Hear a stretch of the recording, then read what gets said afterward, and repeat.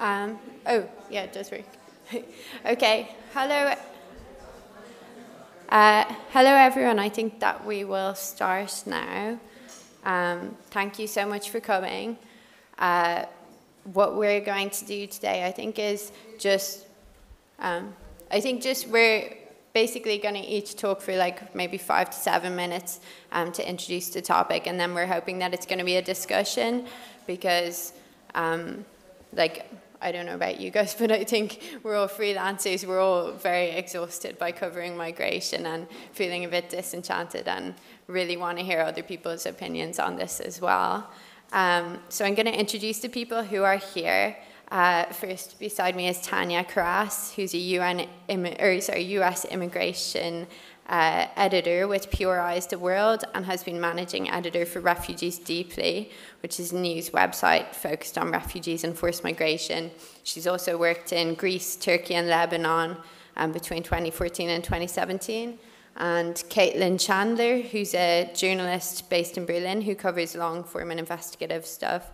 And she's on the editorial board of Africa is a Country, which is an online site offering commentary and analysis, and she's reported from Sudan and across Europe. And we also were meant to have Abdul Wahab Tahan, who unfortunately can't be here because he's had a personal issue. But yeah, we're very sad to miss him. And we were thinking about this, and we figured that we kind of feel a bit strange sitting in front of you, like as 3 Western reporters, particularly without Abdul Wahab, who's from Syria. And we wanted to open this session by highlighting the fact that we're aware that there are certain voices that aren't represented in conferences like this. And one of those groups, which I'm going to put on my... Sorry? Yeah, I mean, we were trying to, but the group that I'm talking about actually don't have very good internet access. Abdul Wahab can't be on Skype because he has quite a sad family issue, so I didn't really want to force him to do that. But the group that I was going to talk about are refugee journalists in Kakuma refugee camp, and they've sent me a statement to open the session. And so what they wanted to say, so this is an independent refugee-run newspaper by refugees. They obviously don't have huge resources. They can't get visas to travel to events like this. And so they gave me a statement. In the wake of migration and displacement of refugees globally, reporting on refugees or refugee camps has been largely ignored, they said. For some reasons, refugee camps have started out as emergencies but existed for decades in desolated regions far away from cities. These camps have existed on the edge, out of sight, out of the mind of international communities. However, the persistence of a refugee-run media like Kakuma News Reflector or Canary has emerged as a form of citizen journalism where refugee journalists work towards shaping the media narrative about migration, providing independent news services to camps, and holding humanitarian organizations accountable for their actions. We're asking if the International Journalism Festival could include people who are the most qualified to report on the area of migration and provide resources where applicable. And that's signed from Kwabata Burrow and Talata Asrat from Canary. So with that said, we're going to each speak for between 5 and 7 minutes to give our thoughts on this, and then we'll open it up for a discussion. And Tanya's going to go first. Thank you, Sally. So as disenchanted as we are sometimes about migration reporting, I wanted to start on a positive note, which is that I think that work-wise, for us as journalists, there's never been a more exciting time to report on migration. And I think that there has just been an incredible amount of media interest. Of course, this is fueled by xenophobia from the top levels of government all across the world. But for us, this is really the first time, the last few years have been the first time that that migration has really been taken seriously as its own beat. This is in a way that it really hasn't been in the past. And this is a really lasting story. Unfortunately, because levels of forced displacement are so high across the world, this story of migration is going to be around for a long time. So if you're looking for a specialization for the next couple years, this seems like a good thing to specialize in, for better or worse. And for the last year and a half or so, I've been back in the US, which is my home country, where our president ran on a campaign in which he called migrants rapists and criminals. And so that's kind of the backdrop against which I'm reporting on migration, and so many other people are reporting on migration in the United States. And I think that that kind of rhetoric shows the clear need for the kind of reporting that really serves as a reality check on who these people actually are and why they're coming now. And it really has parallels to what we saw in Europe in 2015 and 2016, where the conversation about refugees and migrants in Brussels was just so starkly different from what was actually happening on the ground, where you saw them viewed as a security situation, and in some ways, of course, it was, but they were actually refugees fleeing war. And so similarly, in the United States, you hear echoes of that conversation that Europe was having a couple years ago, and we're having it right now. And so I think the trick for journalists who are covering this topic is that we have to have an eye and ear on both what is happening at the policy level and also what is happening on the ground so that we can parse out the truth for our readers. I view migration, I think that there's two different kinds of migration stories. I think that there are policy stories and there's people stories. And we have to tell both of them. They're both two really big pieces of the puzzle.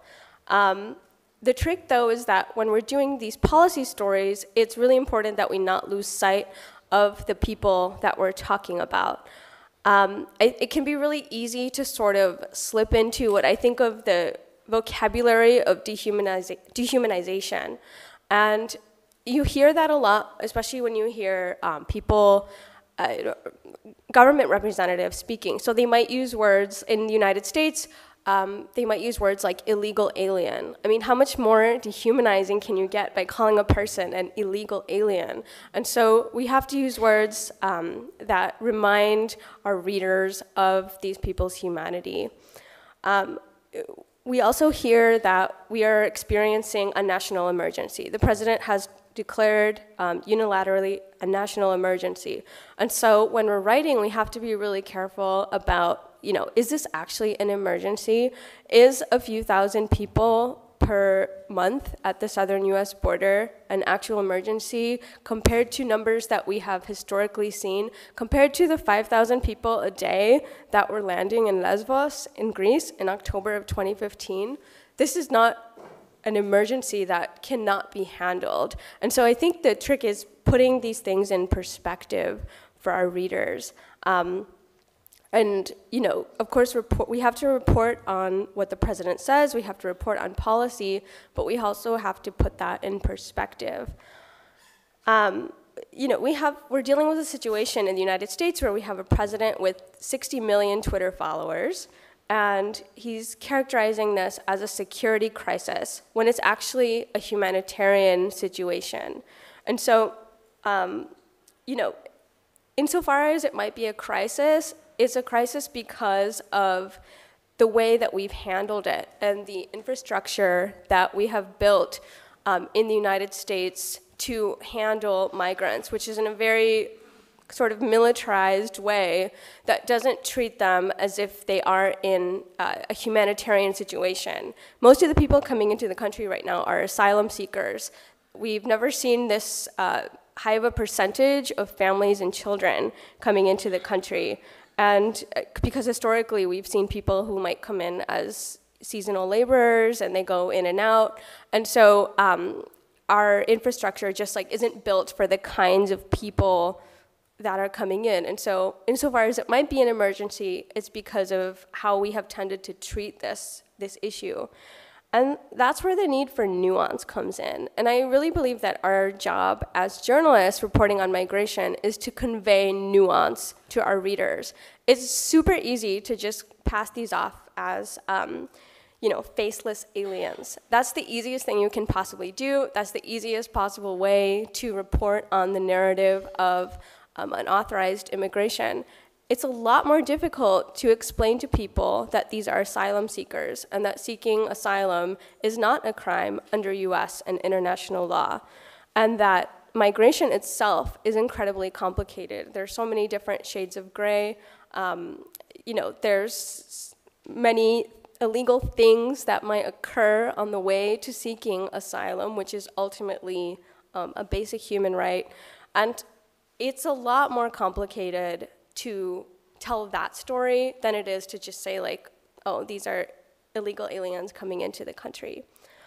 There's 3 things that I think are missing from migration reporting that I think all of us could do a better job of doing.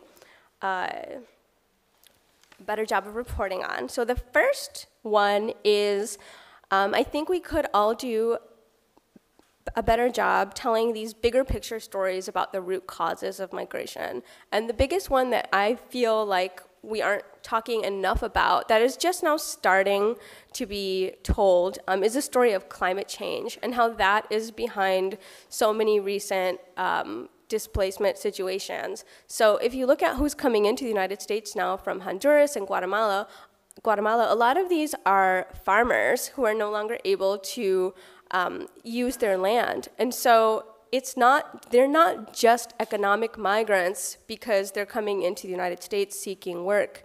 They might not be asylum seekers in the same way that we think of an asylum seeker coming from danger, but they are climate migrants. They're climate refugees. And so there has to be more understanding of climate change as a driver of migration, and that's something we should all be talking more about in our reporting. The other thing that we should be doing more reporting on is the impact of losing migrants. And so, what happens when you don't have enough people to work as farmers in the United States? Are Americans going to take those jobs? Probably not. And so we have to be telling the story of the impact that is lost when we lose migrant workers. And the third and last thing that I think we should be doing more reporting on in the migration space is a bit more nuanced reporting around aid. So you might have heard that last week, President Trump said that he's going to be cutting off aid to the Northern Triangle countries because they haven't done enough to stop migration. So I think we have to stop thinking about aid as just something that will stop migration. That's not the point of aid, but that's not the goal of aid. And so I think we should be careful not to report on aid as if that is the point. But it's also true that if you cut off aid, there will be a lot more migration. And so it's that nuance we have to have when we're reporting on something like, the President of the United States cutting off aid. I'll turn to my colleague, Caitlin, now. Thank you, Tanya and Sally, and thank you all for coming out despite the pouring rain and the number of other exciting panels, which we also wanted to attend, but are here instead with you. So as Sally mentioned, I cover migration within and out from Africa, and then also within and out from the European Union. And when I was reflecting on this panel, I was thinking about how we're living in an age in which the migration of people, which has occurred throughout human history and has shaped many of the countries in which we now live and many of the cultures in which we now live, has increasingly become not about movement, but about border control, geopolitical interests, and profit. It's also about freedom, who can move and under which conditions. And I think touching on what Tanya just said, even the language that we use to describe migration, like the term migrant, can be incredibly dehumanizing. I'm an American living in Berlin, and I would be called an expat. But if I were from Senegal and I came to Berlin, I would now be classified as a migrant. And I think what's missing in a lot of the current reporting around migration, particularly in Europe, are the ways in which powerful and rich countries are outsourcing border control and trying to curtail migration prior to people on the move making it across the border. So if we look at the case, for instance, of Sudan, and Sally will speak afterwards about Libya, what you have is the European Union spending millions of dollars to try to prevent refugees, asylum seekers, and migrants from transiting through Khartoum and out of Sudan onwards towards Europe. And this is packaged as aid and development funding, but it's really going to prop up a regime that violates human rights and is creating a situation for people on the move where they are stripped of all options. So they have already left or fled from a place in which their rights were being abused, and then they essentially find themselves trapped in a third country, unable to get out. And when I was reporting from Khartoum and Kassala in Sudan a little over a year ago, it was incredibly hard to get information from the European Union and also even from humanitarian organizations such as the IOM, who increasingly are playing an active role in also, I would say, aiding and abetting the political interests of the European Union. So even the organizations like the IOM, who are supposed to respect the human rights and dignity of migrants, are also receiving money to deliver a specific policy objective of the European Union, which is to stop people from coming to Europe. And I think when we think about the future of migration reporting, this is going to become increasingly difficult to report on in a context like Sudan, where Sudanese journalists themselves are the target of extreme harassment and persecution, and where as a foreign journalist, it's incredibly difficult to get a visa. For instance, I believe I've now been banned from getting back in the country. There's just a black hole of information. And so you have European Union tax dollars going into a country like Sudan and then no one knowing exactly where that money goes. But I do think that continuing to follow the money around migration control is going to become ever more important as we move into the future. This brings me to my next point around what's missing in migration-related coverage, which are the long-term structural ways countries are changing to try to control migration. So I'm curious if any of you have ever heard of interoperability. Raise your hand if so. Okay. Has anyone here heard about the EU's new massive database that will collect biometric data on non-European Union citizens? Yes, well, I hadn't heard about it either until a few months ago when I joined a team of cross-border journalists in Europe who were investigating interoperability, which essentially means to combine data systems. And as part of this collaboration with a journalist in Italy, Germany, and the UK, what we have been reporting on, and which there will be a story about next week, is this new database and what will be the consequences both for asylum seekers and migrants already in the EU, coming into the EU, and also for European citizens themselves. Because essentially what happens as soon as interoperability merges these separate data systems is that you'll have a huge database, and it's expected that the European Union will then later want to build on this database to further collect biometric data. However, because we're so focused on the short-term idea of a refugee or migrant crisis, including in the European Union, these broader shifts aren't reported in mainstream media, but are incredibly important to look into. And then I think the third thing I wanted to mention around what's missing in migration-related reporting is that the ability of politicians to link migration to crime, and then the way some media outlets have picked up and portrayed migration and linked it to crime and terrorism, means that many of the public is really unable to imagine a different reality around migration. So the conversation again becomes about control. And there is really no attempt to envision what a world could look like in which there would be more legal migration pathways, in which there would be the ability of people to move, in which, you know, for instance, Africans could get work visas to come to the European Union for 2 or 3 years at a time in the same way that Europeans go and work in Africa.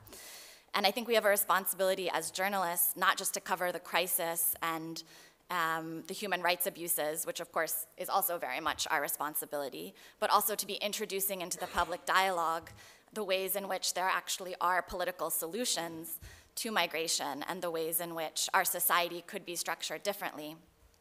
I think in some of the reporting I've done, one of the things that impressed me the most was when I was in Rome last November, and you have a huge housing crisis in Italy, not just for migrants, but also for Italians. But migrants and asylum seekers are increasingly being pushed onto the street.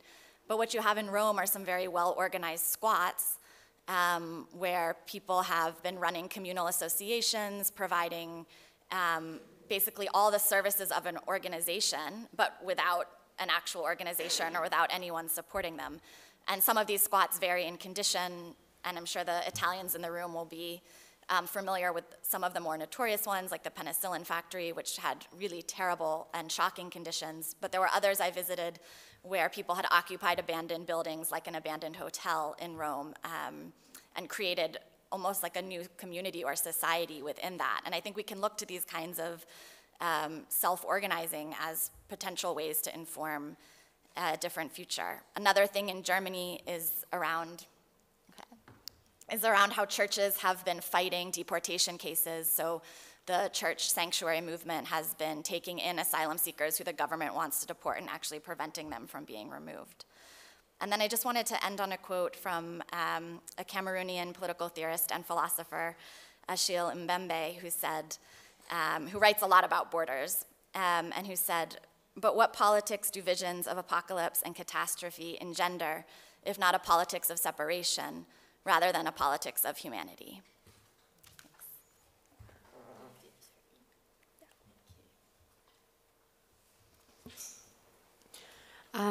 Hi everyone, so my name is Sally Hayden. I realized that I think I forgot to introduce myself.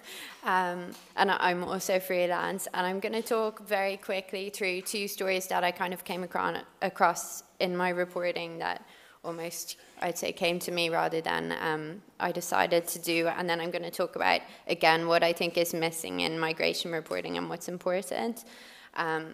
And so, like Caitlin, I went to Sudan in 2017, and I also went to look into EU funding and what was happening with that, how that was being used to close down migration routes. And for me, the strange thing that happened was refugees that I interviewed in Khartoum, and as she said, Khartoum is so hard to operate in. You have to kind of do secret meetings. It's very dangerous for anyone to speak to you, and there are huge risks of people getting picked up by the police and harassed and all of that. All the refugees that I met started talking about UN corruption. They were saying that the United Nations Refugee Agency, they said the staff there were corrupt, that they were asking for huge bribes for people to get assistance, tens of thousands of dollars if you wanted to be resettled to another country and reach a place of safety. And for me, I went, that can't be right. There's no way that UNHCR could be the bad guys in this situation. And obviously, there were a lot of other bad guys, like the government who were harassing them, the police who were harassing them.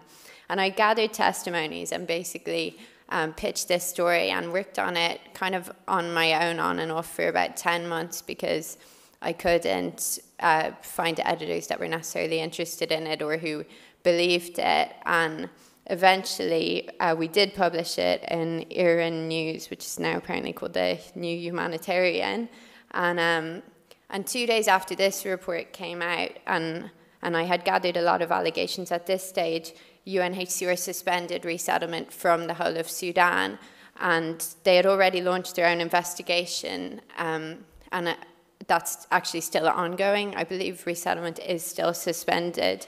And for me, this was, confirmation that something had been very, very wrong, that people, refugees who could only turn to UNHCR for help because they were being exploited by everybody else, were also being exploited by the people who were meant to be the ones helping them. And that was one of the reasons why they were being forced on to go to Libya or being forced to go with smugglers, because they just felt completely abandoned.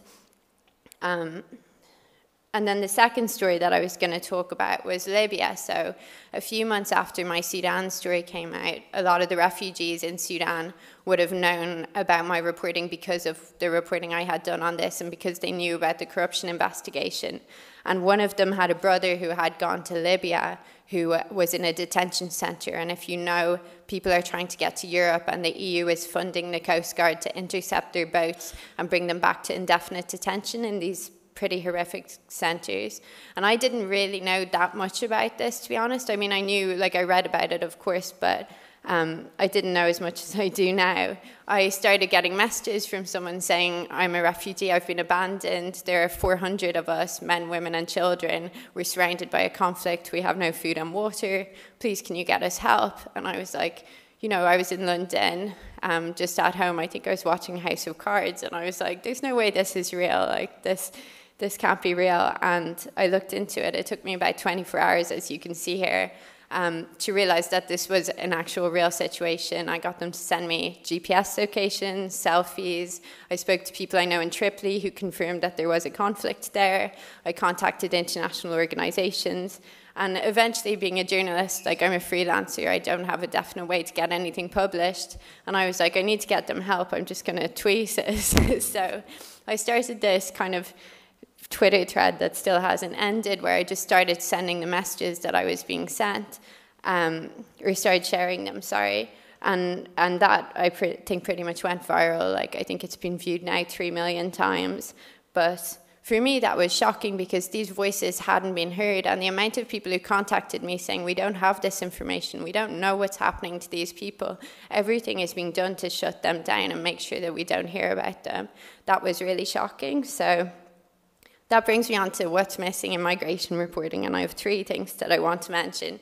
The first is, and obviously as a journalist, it's not about you at all, but support for journalists covering this means support for sources. For all of us, we're freelancers. All the people that I've seen doing, or most of them, not all of them, but most of the journalists doing very extensive migration reporting are freelancers, and they're following it because they feel like they have a duty to follow it. They're not following it because they're being necessarily remunerated or supported. And for me, I'm talking to traumatized people now every single day, being able to give them the time to talk through something, to decide whether they want to be named, whether they want to be identified, what's safe. All of that is very, very kind of a lengthy process, you know. And for freelancers, that can be quite hard to be able to have that time to talk to people and to make sure that they understand what you're doing, what you're saying, what they want, what way they want their story portrayed. And also being able to follow up leads. Like, as we all know, investigative journalism is really, really hard. And being able to go up against big organizations if that's what you need to do, including the EU as well. The second thing is, I think that this reporting on these stories have made me notice that there's not enough questioning of where we get our information about refugees. For a lot of journalists, they'll basically repost PR releases, like press releases from organizations like the UN, like NGOs, without necessarily questioning that information. And certainly for me, reporting on both Libya and Sudan, there's been information that I've been told by these organizations that I can prove hasn't been correct. And I just think that in situations like this, with the lack of support for journalists, we know that, you know, information isn't getting out, accurate information isn't getting out, and we're not understanding really what's going on. And the third thing that I was going to mention is, in my opinion anyway, I think that Western journalists particularly have a responsibility to make sure that the voices of refugees or migrants, and I hate using migrants because I'm actually an economic migrant myself, but refugees particularly, we need to make sure that they're getting a chance to have their voices heard as they'd like them to be heard. And for me, one of the things that I started doing with Libya, after about 2 or 3 months, I was like, I don't want to just be the kind of filter for this information.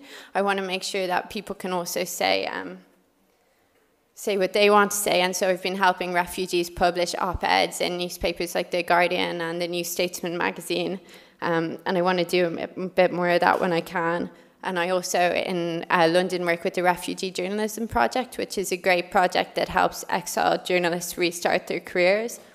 And just to give you an example, of some of the messages that I've been receiving, that stories that I don't think would have ever been released if these refugees didn't have hidden phones. And this isn't about me, this is just about the fact that these are the voices that are being shut down. In October, I got messages from a detention center saying that a man, a Somali refugee, had set himself on fire and died. And I managed to confirm that about 2 days later. First, the IOM said it was an act of protest, and refugees told me that it was a man who was clearly desperate and trying to kill himself. And yeah, stories like that, like we need to know that this is happening because of EU action. So I think after that, we'll open it to questions. And if anyone has anything, either questions or comments is fine as well.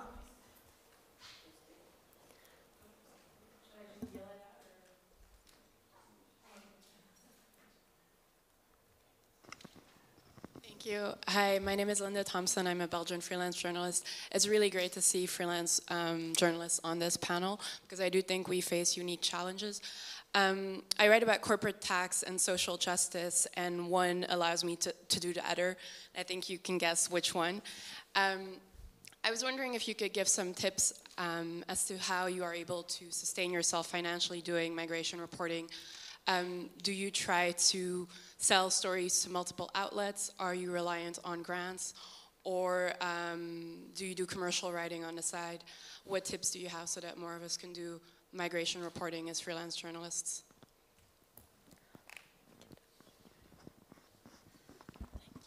Yeah, so it's not easy. And as Sally mentioned, I think it's incredible that so many freelance journalists are covering migration and doing the work they're doing. So personally for myself, I do other things to make money. So I do professional writing for NGOs and other organizations.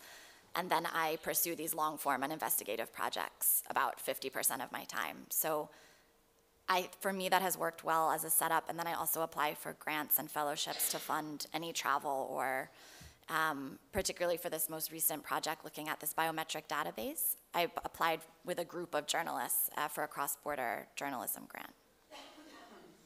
I also, when I started freelancing, I was making my money writing about corporate law and freelancing on the side about refugees. So I did that for about my first year. I managed to get myself a 9-month fellowship, and that got me through the entire refugee crisis in Greece. It began in September of 2015 and went for about 9 months. And I've also done some contract work for NGOs as well. So it's really a mix of things. Like right now, I'm really lucky that I have 2 regular contract editing jobs. I found that in general, editing work is a bit more steady in terms of pay than reporting by the piece. So if you can get like a contract editing job, even if it's not directly related to migration, that can help a lot so that you have kind of your income that you can count on, because obviously freelancing by the piece is not income you can always count on, unfortunately. Yeah, for me as well, I get grants. All my corruption reporting related to refugees has been funded by Journalists for Transparency, who both very kindly also give me legal support if I need it, and any other kind of support, which can be as important, I think, sometimes. And I also worked as the typist for a novelist writing her novel for the past year. So that was kind of both money and also a way to kind of switch off from quite intense reporting work. Hello, I'm Marina. I'm not a journalist. I'm talking as a citizen and as a woman. And I didn't hear anything about gender. I think one of the big changements in migration, I'm working in local services here. We've seen so much changing in so many migrants, women migrants. And there are different reasons for women migration. Mostly it's violence all over. And then there is law to protect this, Istanbul, but nobody talks ever of that in what I see in newspaper for the little thing I can read. So it should be important maybe to let us know that there is, for example, for women, the possibility to be covered. There is no more for humanitarian reason in Italy, at least, but there is for Istanbul conference that makes you possible for women to be protected. So maybe one of the idea would be that, to talk also not only of the little boy on the board of but also of so many women's stories, which are very similar all over the world. For sure, they're maybe worse in Africa, but maybe there is also a lot of women, they know what violence is, and it should be good to talk about that, maybe. Yeah, definitely. I think that some of the most interesting stories that I've done in my career are just about women journalists, women migrants. One of my favorite stories was on a organization in Athens called Melissa. It comes from the Greek word melissa, which means honeybee. And so there's an organization that the goal is to be like a hive for women migrants. And they're also kind of a collective. They're women from all different parts of the world, and they have come together as migrants to help each other. And you have women who came to Greece years ago from the Philippines, from Nigeria, from various parts of the world, and they are taking what they have learned to help this sort of like newest wave of women migrants who have come from Afghanistan and Syria and Iraq. And that was the first story I think that I had done on refugee women specifically. And I did start to view, after I did that story, I did start to see the women a lot more. So I think you're right. There is space to do more stories on women, because it's true that the face of migration is changing. There are more women on the move. There are way more women who are coming alone. Social media has enabled that in many ways. Social media, I feel like, has almost democratized migration in some ways by allowing more people access to information, access to smugglers, access to routes. And so you do see more women telling each other, you know, I've done this, you can do it too.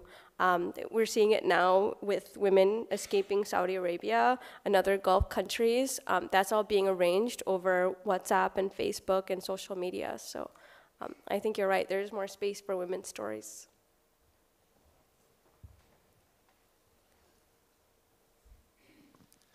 Hi, thank you very much for this. I'm also a freelance journalist, also cover migration and the far right here in Italy. So it's turned very hostile, as you will know. And even doing all of the things, I might have missed something because I stepped in a bit late. But basically, my question is going to be, even with positive stories that humanize migrants and that make sure that people understand what they've been through, and refugees, I wrote a story about a refugee football team up in Milan in Italy, and the first comment, it was Al Jazeera, so not a far-right website.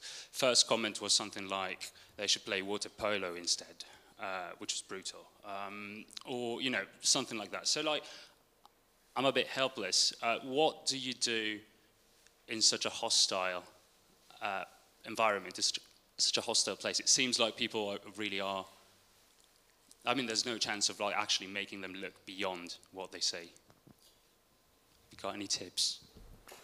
I mean, the big thing for me covering Libya, because this is something that I've thought about, and I've been covering migration for years, and kind of have, I don't know, I've become quite cynical about like whether you're going to make anyone feel anything. You know, I just think that you don't want to paint someone as a victim. You don't want to paint them as a hero. Like, you know, you shouldn't assume how your story is going to impact an audience. The only thing that for me, covering particularly what's happening in Libya, that I think that is missing and takes a lot of time to do, but really makes people question things is, where's all the money going? You know, the EU is spending like billions, literally billions of euro trying to stop migration from Africa, and like we don't know where that money's going. We're trying to trace it, and it's incredibly difficult to trace a lot of it. And in Libya, I say they're spending, I think it's 200 million, like tens of millions on the coastguard, like 200 million in the country. And you speak to refugees there, and they're saying they're not seeing any of that benefit, you know, and that's money that's then going to prop up maybe militias, maybe like the dictatorship in Sudan, you know, maybe the RSF, the former Janjaweed, and that kind of like security is going to lead to more migration because people aren't being, you know, they're not in a situation where they're not being exploited, they're going to try and leave. So I just think even tracking the money and just trying to make sure, are we getting value for money with what we're spending? Like, so many people that I speak to, if they had a tolerable life where they are, they wouldn't leave. And if we're going to spend billions, why not try and support that? Yeah, I just wanted to add, I really hear your concern, and unfortunately I have no solutions, but I have also been thinking about that a lot recently in terms of, you know, no one who identifies as being on the far right is going to read anything I write about migration, or probably anything that anyone on this panel writes about migration. And so how do we actually reach or change people's perceptions who aren't consuming the media that we write for? And it seems to me I'm not exactly sure how we can, but that it's more about political organizing, which isn't our job necessarily as journalists. But I think if people in the audience have ideas, it would be really great to hear them also. I think, like, for me, the people that I like most want to meet are the people in the middle, because I know the people on the far right are not going to give a crap about anything I write. Like, I know that they're not reading it, like you said, and you don't want to just stick to an echo chamber either. And so how do you find that, like, middle ground, like the middle audience? I don't know. For me, like, I try to always, you know, I think Twitter is a really good place to reach different audiences. I try to promote my work on all different kinds of social media platforms, and, you know, use the audiences that are the publications I write for have access to, and I just hope that I can, you know, reach that middle audience. And I try to write for that middle audience too. I try to write so that it's not just this, like, heartwarming story of a refugee hero that only, like, you know, diehard refugee lovers are going to read, right? Like, you want to reach people in the middle, so you have to write for people in the middle and then try to promote so that they can hopefully read it as well. Yeah, the only other thing I'd say about that as well is, like, for me, especially the stuff that I've been covering with Libya, it's so heart-rending. Like, I just keep reminding myself, at least no one can say they didn't know. I'm not necessarily going to change minds, but my job as a journalist isn't to, you know, I'm not an activist. I'm not trying to necessarily change anything. I'm trying to document what's happening, and I don't want anyone to be able to claim like they didn't know that this was happening.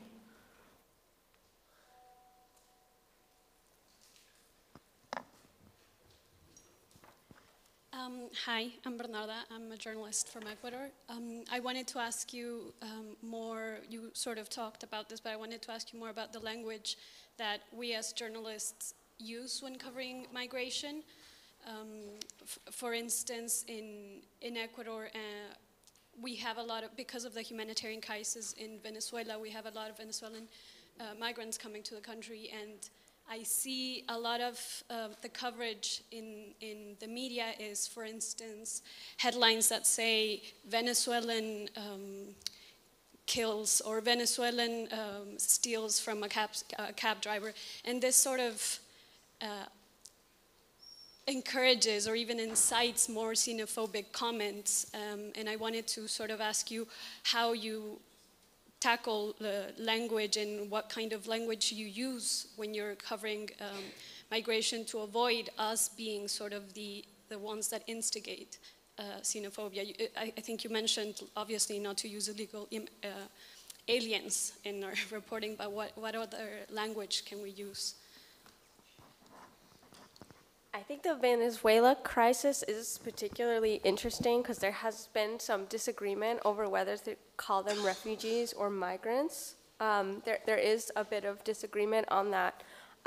But I do think that, you know, in stories where we're writing about them, I think that nuance is just so important. Like, do these people have an opportunity to apply for asylum? Like, we should talk about the status and the background of you know, what kind of help these people are getting. I mean, is he stealing because he wasn't able to, was he banned from getting refugee status and has not been able to have access to housing or aid? You know, there's reasons why refugees turn to crime sometimes. And so I think trying to explain the background sometimes in our, whenever possible, whenever, I know there's word limits and things like that, but that nuance is just so, so critical. And that will help. And also pay attention to the headline that you're putting on it too. I think a lot of times, like when people are just scrolling through Twitter, all they see is the headline. I know that at Public Radio International, PRI, where I work, we spend an incredible amount of time thinking about what words we're using in the headline. And even if the headline is a bit more toned down, because that is, the most humane way to put it, like, that's fine. We'd rather get like fewer clicks and write like a more fair headline. And I think that other media outlets should be thinking like that too.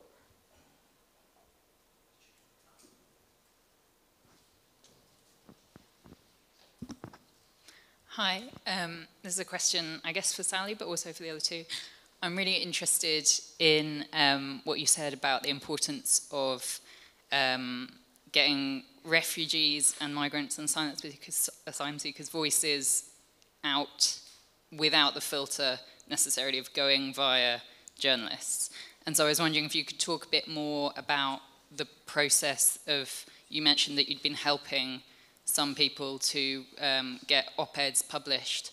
So I was wondering if you could talk in a bit more detail about the process of working on those. And also, the other panelists, I'd love to hear your thoughts on that area and what kind of opportunities you think exist for that.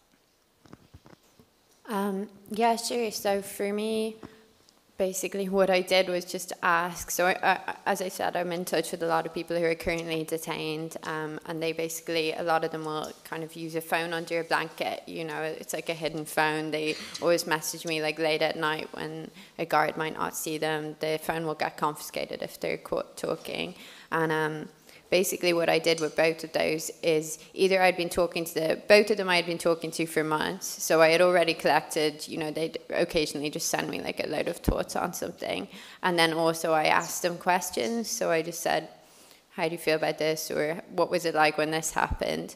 And then I put together the kind of piece of writing and then sent it back to them and just said, like, I didn't change any words or anything, maybe I corrected grammar, but that was it. And just sent it back to them and said, what do you think? And also contact the editors, so obviously they don't know how to pitch. So I just pitched the editors and said, do you want to, are you interested in this? And I said to the editors, I can put you in touch with them directly so you can fact check. I've been talking to this person for months. Here's how I know that they're really who they say they are. Here's, one of the people who wrote when I had been in touch with his brother as well, and actually ended up meeting up with him in a different country while I was reporting there. So, I had quite a lot of proof that they were who they said they were and everything else. And, it was great that the editors were interested. I didn't know originally. I thought it was kind of weird pitching for somebody else, but one of them went in The Guardian. I can find it if you're interested, and actually ended up being nominated for an Amnesty International award, which was really cool. And yeah, it didn't win, but nominated is still great. I have also done stories where, like an as told to kind of piece. So there was a story that I wrote for refugees. It was a personal essay. It ended up looking like a personal essay. I did it for Refugees Deeply, and a young woman whose father, she was a DACA recipient, like a dreamer. She was brought to the United States as a child, and had sort of this temporary legal status, and her father was deported. And so she wrote about what it was like for her to be in this precarious situation and then also see her father deported, and then because of her own legal status, not really know when she would be able to go back and see him. And so what I did for that was that I just recorded her talking for like 45 minutes, and then I did a transcript of what she told me and then crafted it into an essay, sent it back to her. She was okay with how it looked, and so it was fully in her words. So I think there's different approaches to that. And I think some of the most recent interesting pieces that I've seen, I know the New York Times and Washington Post have both done this recently, where they have run op-eds written by family members who were separated at the southern border. And that's some of the most fascinating reporting, the most fascinating journalism that I've seen on that. And so I think that's a really great way to get more refugee voices out there, especially in the mainstream media. Sorry, you can see just on the screen, so this is the first one, which was written by a guy, which I'm sure you can Google if you want to read it, and second one is here, which was by somebody else. Yeah. Yeah, this is something we also do at Africa as a Country, the site where I'm on the editorial board. And in the case of Africa as a Country, we try to publish not personal stories, but more political commentary or analysis. So we worked with a Sudanese young man in Berlin who also was a community organizer, and he authored a piece for us on Sudan's relationship with Germany and how Germany was also propping up the regime there.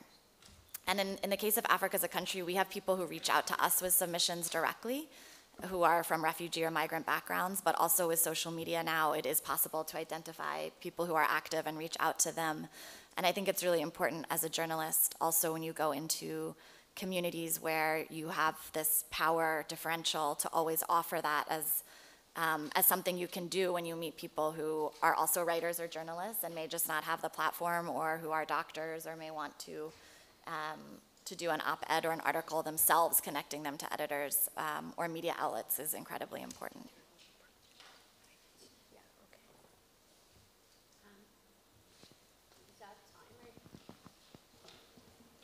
I think this. Hello, thank you so much for your sharing. I'm Alicia from Taiwan. I'm also a journalist reporting on migration issues. My question is, it's really brilliant to see that all of you are female reporters. My question is that how do you secure your safety in reporting, when reporting the migration? It's not just about safety, but also about maybe like sexual harassments.